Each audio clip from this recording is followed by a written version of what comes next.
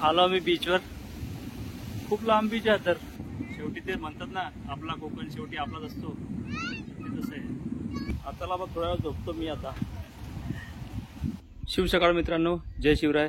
मी तुमचा मित्र किरण ठाकरे फ्रीस्टाईल भटकंतीच्या या एपिसोडमध्ये हार्दिक स्वागत करत आहे. तर ह्या व्हिडिओमध्ये तुम्हाला मी दाखवणार आहे तोंडवली तळाशील बीच, जो की देवगडपासून 46 किलोमीटर आहे. सध्या मी द्वारकानगरीला उभे आहे. तर द्वारकानगरी मिडभावमध्ये तुम्हाला मी दाखवतो द्वारकानगरी. तर ही द्वारकानगरी आहे. इथे तुम्हाला प्लॉट प्लस रो हाऊस विक्रीसाठी उपलब्ध आहेत. तर आम्ही हे बघितलं होतं पहिलं प्रोजेक्ट. हा देवगडपासून आहे ना, जवळपास 10 ते 12 किलोमीटर आहे. इथून तुम्हाला तांबरडेग, मिडभाव ते चौपाटी जवळ आहेत आणि पूर्ण सी व्ह्यू आहे. बघा किती मोठा सी व्ह्यू आहे. आता हा 2.5 गुंठे जागा आहे. 2.5 गुंठे प्लस त्याच्यामध्ये तुम्हाला 1 BHK 2 BHK जसं पाहिजे तसं ते बांधून देतात. याच्यात तुम्हाला एक आंब्याचं झाड, नारळ झाड लावून भेटणार. तर बरेच लोकांनी घेतले तिथं. आता मला प्राईस माहीत नाही ते किती आहे. तर चला मग आपल्याला निघायचं आहे.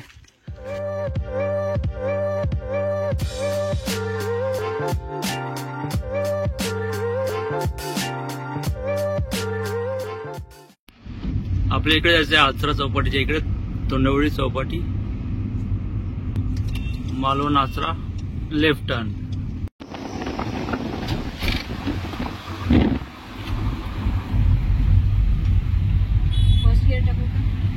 मित्रांनो, आम्ही आता आहे ना आजच्या समोर आलो.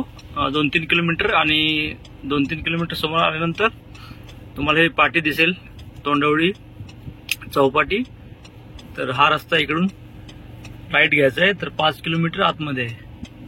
तो रस्ता कच्चा, म्हणजे कच्चा नाही आहे पण छोटा रस्ता आहे, जाऊ शकते गाडी. पण आता मी परत आहे ना पावसाळ्यात जुलैमध्ये येणार आहे कोकणात, सिंधुदुर्गला. तेव्हा तुम्हाला पावसाळ्यातलं वातावरण दाखवेल मी कोकणातलं. माझ्या चॅनलला आहे ना सबस्क्राईब करा प्लीज. खूप मेहनत घेतो मी. 2 किलोमीटरचा रस्ता खराब होता, आता रस्ता चांगला लागला. आता इथून बीच पण दिसत आहे. तोंडवळी वरची, जिल्हा सिंधुदुर्ग, तालुका मालवण. छोटी शाळा आहे, प्राथमिक 1 ते 4. आता आपल्याला लेफ्ट जायचंय ना, राईट. हा सॉरी, राईट जायचंय आपल्याला. तिथे कोण राहत नाही. आता आलोय आम्ही जवळ, तोंडवळी बीच जवळ. प्लॅस्टिक वगैरे करू नका. तिथं प्रत्येक व्हिडिओ मध्ये सांगतो मी, प्लॅस्टिक समुद्रात गेलं की ते, एकदा गेलं की ते सडतच नाही. इकडे नारळाची झाडं, काजूची झाडं खूप आहेत. इकडे आंबा कमी दिसतो. अथांग होमस्टे, इकडे बरेच होमस्टे, रिसॉर्ट आहेत, हॉटेल आहेत. तर इकडे राहण्याची खूप व्यवस्था आहे. तुम्ही कधी आले इकडे तर राहू शकता. इकडून समुद्र जवळच आहे बघा. रस्त्याच्या बाजूला तिकडे समुद्र आहे.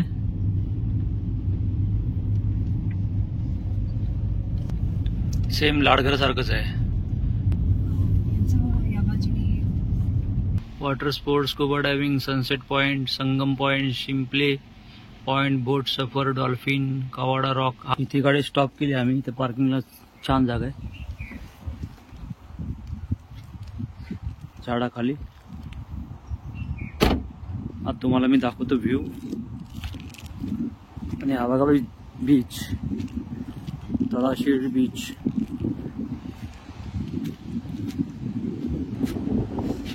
मोठा बीच आहे, पर्यटक नाही येत जास्त.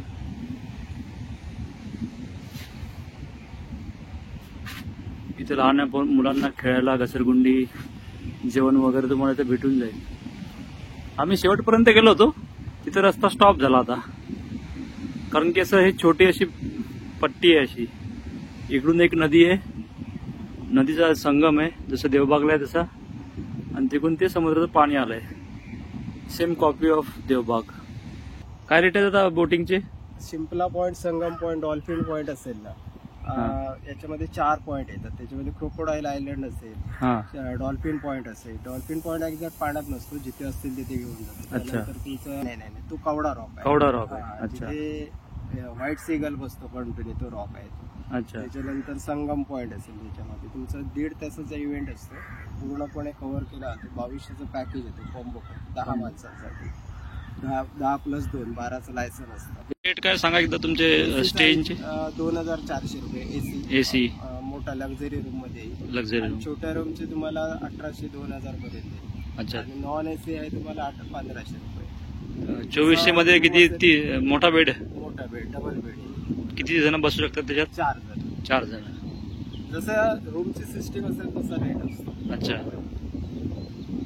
आणि नॉन एसी? Non AC 1500. आता रिझनेबल रेट आहे मग. तेवढं तर मालवणपेक्षा कमी आहे. मालवण जास्त रेट आहे मग. आता सध्या कसं आहे, आता तर जस्ट आमचं टुरिझम वाढतंय, त्याच्यामुळे रिझनेबल मध्ये आहे. आणि सगळं तर तुम्हाला म्हणजे होममेड वस्तू, म्हणजे पदार्थ तुम्हाला भेटतील. होममेड प्रॉपर होमस्टे जसं असतं तशा पद्धतीने. छान आहे, शांत आहे ऍक्च्युली तोंडवळी.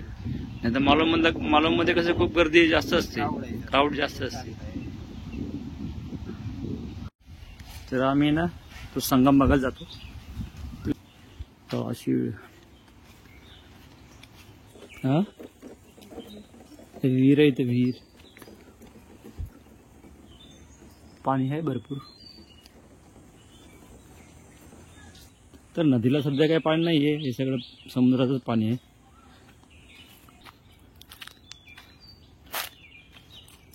एकदम शांत आहे इथं पाणी. No parking zone. तर गाडी इथपर्यंत येते, याच्या पुढे तुम्हाला एंट्री नाही मिळणार. मग इथून पैदल जावं लागेल. काका इकडून जाता येईल ना आता?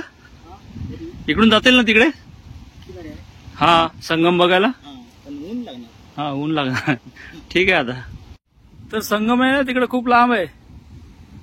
आणि आता दुपारचे 12 वाजत आले, तर खूप ऊन आहे. आम्ही काही इतकं दूर जाणार नाही. आता आम्ही जाऊ बीचला. आम्हाला ट्राय करायचं होता की डेड एंडला जायचं, पण तिथं डेड एंड आहे. आणि तिथून तो सर्जाकोट दिसतो का? सर्जाकोट, तो बघ, सर्जाकोट आहे तिथं. झूम करतो मी. आहे सर्जाकोट.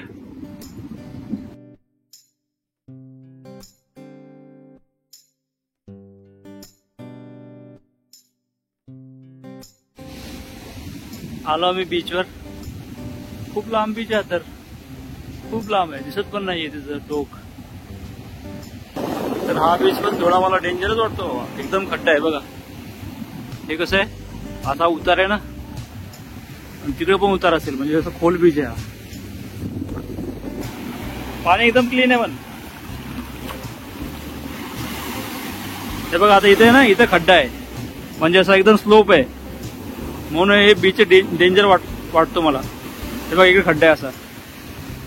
ते पाण्यात दिसत नाही, समजत नाही.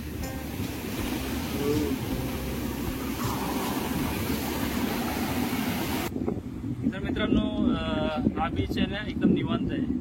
आता दुपारचा टाइम आहे, खूप कोण आहे, त्यामुळे बीचवर कोण नाहीये. सगळे इकडे मध्ये बसले आहेत. ते बघा, पर्यटक तिकडे आहेत. रिलॅक्स करण्यासाठी खूप छान आहे. शेवटी ते म्हणतात ना, आपला कोकण शेवटी आपलाच असतो, ते तसं आहे. आम्ही आता लास्ट ब्लॉगमध्ये माझ्या बघितलं असेल की गोव्यामध्ये किती प्रॉब्लेम आहे, म्हणून अरेरावीची भाषा खूप वापरतात. ते पटलं नाही आपल्याला गोव्याचं. म्हणजे मी गोव्याला 8-9 वर्ष पहिले गेलो होतो, तेव्हा गोवा चांगलं होतं, म्हणजे एवढी गर्दी नसायची. पण आता फार कमर्शियलायझेशन जास्त वाढलेलं आहे. पण आपलं कोकण अजूनही सुंदर आहे, निवांत आहे, शांत आहे. बरेचसे बीचेस चांगले आहेत पाहण्यासारखे, जे लोकांनी अजून बघितले नाहीये. तर असं आहे. मग चला आपण तिकडे जाऊ, मग थोड्या बसू.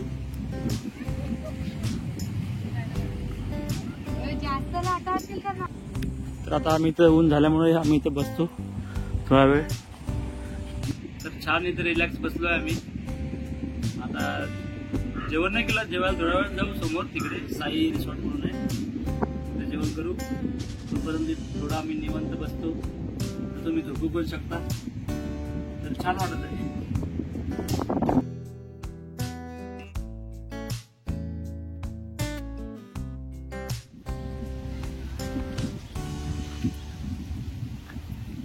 हे आहे कॅप्सूल रिसॉर्ट.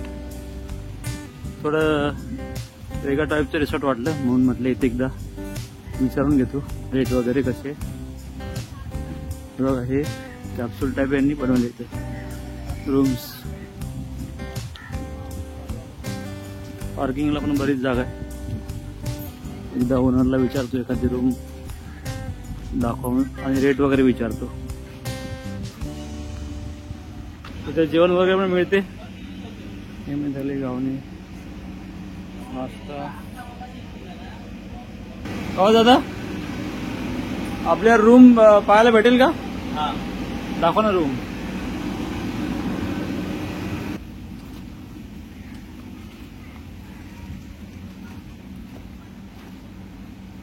अच्छा, एसी मध्ये. हा, वाव, मस्त आहे. एक बेड पूर्ण आहे इथं, डबल बेड.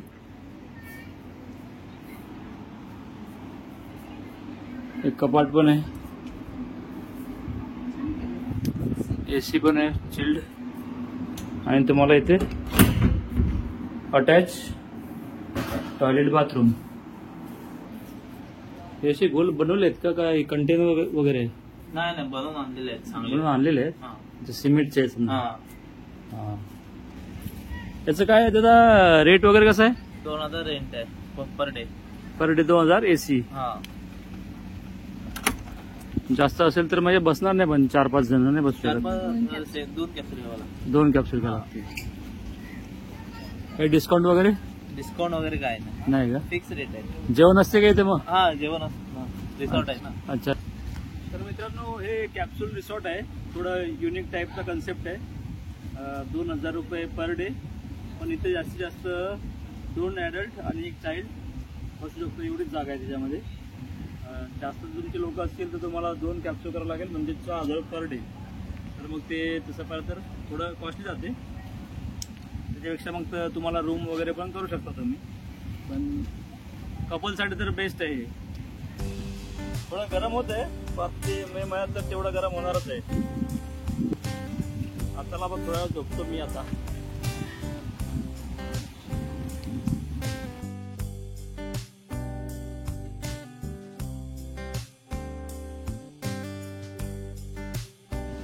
तर कॅप्सूल रिसॉर्टचा इकडं पण थोडा स्पेस आहे. संध्याकाळी जे येतात पर्यटक ते इकडे येऊ शकतात. इथे बेंच वगैरे टाकले, तुम्ही थोडं चिल करू शकता. व्हॉलीबॉल साठी थोडी एक नेट पण लावली आहे, छोटीशी आहे पण खेळू शकता व्हॉलीबॉल. आणि इथून बीचवर जायचा रस्ता आहे.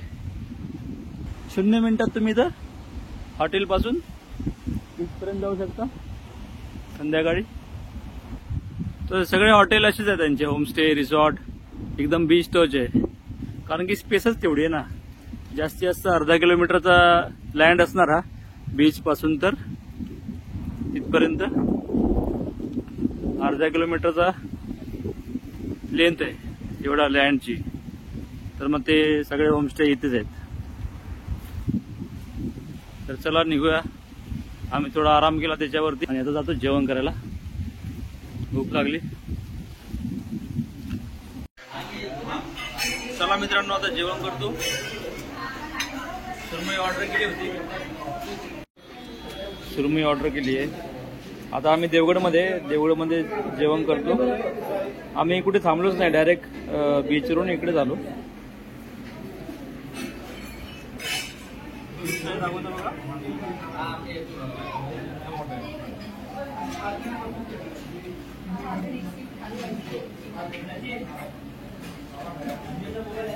छान आहे.